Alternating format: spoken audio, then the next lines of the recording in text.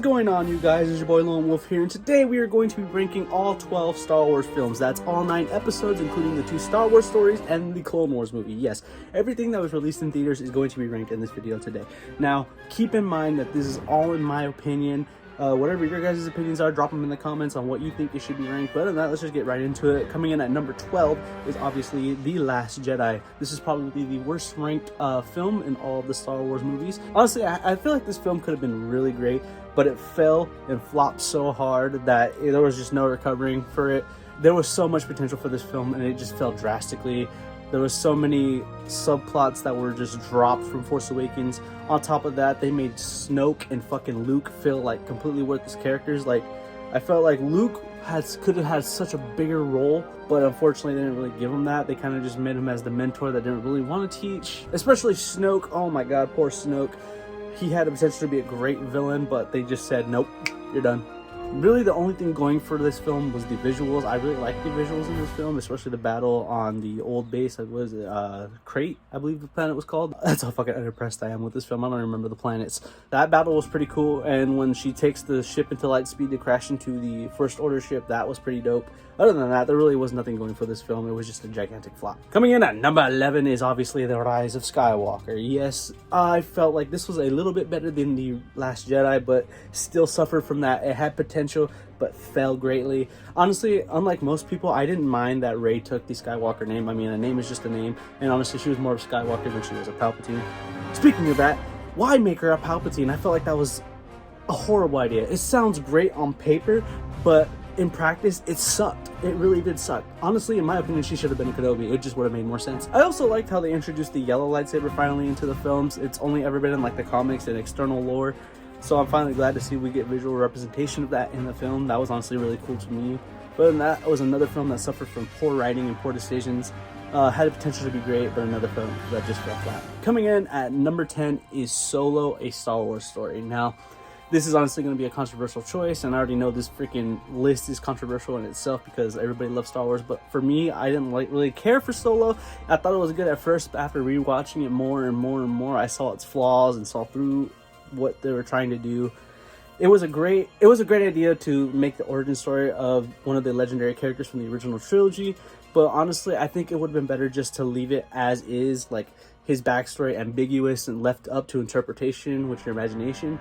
But unfortunately, they made the film, and honestly, it's one of those things where it looked good on paper, but when they finally did it in practice, it kind of just fell flat. Especially with the 14 parsec run that he does, I feel like we could have just left that to the imagination and left it ambiguous instead of actually showing it. I did like, though, however, how they showed him and Chewbacca meeting. I felt like that was somewhat necessary, but honestly, I feel like this film could have easily just been a Disney Plus show. Honestly, this could have been the Disney Plus show. Coming in at number 9 is The Phantom Menace. Yes, the first movie of the prequels. Now, I think this is on the bottom of most people's list, mainly because of this fucker right here, Jar Jar. Honestly, he annoyed me a lot. I tried to warm up to him, but the more and more I watch it, the more I get fucking annoyed, especially with the whole Gungan speeches. Like, Jesus, I know they were trying to make it appealing to the next generation and introduce a funny character for this film to introduce to the kids, but come on, man, Jar Jar was just not it. Jar Jar Binks, that guy's gonna be the shit, I tell you. And honestly, this movie could have been good too. It also had potential to be really good, but unfortunately, the fact that one Sith character, Darth Maul, carried the whole movie is sad to me. A film can be great, but the fact that it was the villain that carried just kind of makes it crumble. Don't get me wrong, Darth Maul was badass, and the Duel of Fates theme is just amazing, but the fact that that's really the only thing going for it kind of sucks. I mean, yes, we had Qui-Gon too, and Ian McGregor's Obi-Wan, but come on, man. You have a recipe for success, but yet it's still flopped. Coming in at number 8 is the Clone Wars movie. Now, this is going to be a very controversial pick for me because I know so many people love the Clone Wars show, and it all started with this movie, but honestly, the fact that the movie didn't amount to what the show amounted to says a lot to me. Honestly, I lost interest after they battled the droids on that one planet. I'm not even sure what the planet was called. But once they reached the plot to where they had to save Jabba's son, that's where I just kind of lost interest. I forced myself to watch the rest. It was more rescue mission than it was Clone Wars. I mean, I was glad that they focused more on Anakin and Ahsoka's relationship because that is a very key role in that entire franchise. And it sets up Ahsoka being a very critical character throughout the entire franchise. And I just love how they focus more on the Clone Wars characters like Asajj Ventress, Captain Rex, and Ahsoka. It's just the fact that it was a movie that had potential because the show was so good, but for me, the movie felt flat compared to how great the show was. Coming in at number 7 is A New Hope. Now, again, this is a controversial pick. There's a lot of Star Wars fans that grew up with the original trilogy that really hold this dear to their hearts. But for me, my original trilogy was obviously the prequels. That's what I connect more with. But I honestly have watched the original trilogy. And for me, this film just doesn't cut it compared to the rest of these films that I have on my list. It was really slow, but then again, this was the first movie, so I gotta give it some slack. But it was really slow to me, but it did introduce so many iconic characters that are legendary to this day. But unfortunately, the way the film played out, to me, it just wasn't that good. It could have been better, but then again, this is the first film. Again, this is the first film, so for me, I'm gonna get my head chopped off for this opinion, but honestly, it could have been so much better. Coming in at number 6 is The Force Awakens. Now, personally, I really liked this film when it first came out, but again, it's one of those films where after you watch it a while, you start to see the flaws in it from your initial reaction where you're like, oh my god, this is fantastic, to where when you keep watching it and watching, you're like, okay, you gotta nitpick. It was a really good starter film for the sequel trilogy. Unfortunately, the sequels just fell off from where it started. It had a high potential when it started off, but it's just the fact that the sequels really let it down and made it fall down further on the list compared to actually being higher. Because honestly, I really liked this film. I loved how they went back to practical effects and practical sets. Less CGI, but more practical. That was really golden for me. But the fact that, honestly, the sequels to it just let it down so hard that I had to bring it down more. Number 5 is Attack of the Clones. Now, honestly, this one is definitely one of those films where it definitely sticks with me and I can throw it on every other day and rewatch it every other day. It really sticks with me. To me, it's really good.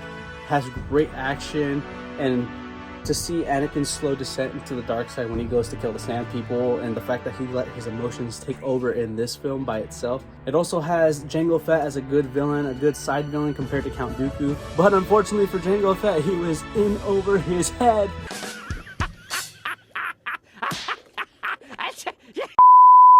Another thing too that was cool about this film was the visuals and the war scenes. Those war scenes were awesome, especially the Battle of Geonosis. And on top of that, Yoda's reveal to be a lightsaber wielder was amazing too. But nonetheless, good film. Obviously some problems with it, but I can say more positive than negative with this film because that's just how it affects me. Coming in at number 4 is Return of the Jedi. This was an iconic film with iconic scenes such as Luke unmasking Vader for the first time to actually see his father, Anakin. There was so much good scenes from this film, including this one. It's a trap! I especially love the Battle of Endor. The Ewoks really just steal a show in that entire battle. And honestly, Anakin's return in this film was just a tearjerker, especially if you watch the prequels first and then watch this one. It just makes it even more dramatic. But I'm pretty sure you older fans that are watching this, and even my dad can attest to, that it was honestly a different feeling back then before you watched the prequels. It was honestly a really good film, one of my favorites. Number 3 is Rogue One. I don't get why so many people hate this movie. It is fantastic. It's not just about the Skywalkers. It is the war itself between the Rebel Alliance and the Empire. A fascinating film with a fascinating concept. It not only showed how evil the Empire was, but it also showed how the Rebel Alliance was actually not good either. Especially with Andor, when that guy informed him about the freaking Death Star, or the fact that he was sent to go kill Jin's dad. It just showed that even the Rebel Alliance was nitty and gritty. Speaking of nitty and gritty, the fucking war scenes were fantastic. It felt completely different compared to everything else. It was war-torn, straight pulled from like World War II movies. That's how good it was. It was like Star Wars met Saving Private Ryan. It was that good to me. The war part of it was just what carried it, on top of Vader's return. Vader is a goddamn savage in this one. You can't tell me that this scene right here is not horrifying.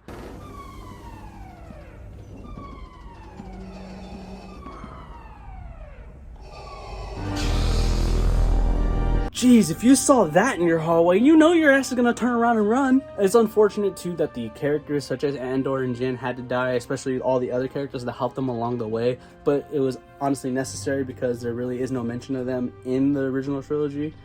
So that sucks, but the way they died was honestly honorable, and it made me sad when I first watched it. this film was just really good. There's really nothing negative to say about it. Now, before I say number 2 and number 1, this is a very controversial moment in this entire video. I am probably going to get heat for these decisions right here for these top 2, but I'm willing to take the heat. You already know what the last 2 films are if you're a hardcore fan, or if you're just watching this video and you know Star Wars really well. You'll know what the last 2 are, but this number 2 is a very controversial pick. Number 2 is Empire Strikes Back. Now, before I get bottles thrown at me and get booed off the stage, I have to say the positive about it, because honestly, it is a really good sequel. It is definitely like one of the first ever. It was definitely one of the first ever sequels that was better than the original. Especially the fucking plot twist that Vader was actually Luke's father. This was insane.